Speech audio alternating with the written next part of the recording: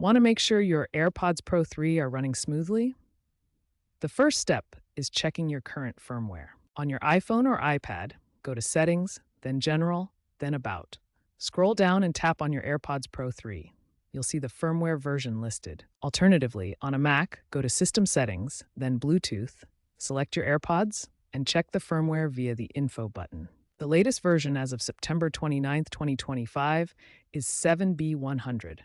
Knowing your version helps troubleshoot any issues and ensures you have the latest features. Keeping your firmware updated is key for performance and new features. Make sure your paired iPhone, iPad, or Mac is connected to Wi-Fi and has at least 50% battery. Place your AirPods Pro 3 in their charging case and keep it nearby. Firmware updates typically happen automatically when your device checks for software updates in Settings, General, Software Update.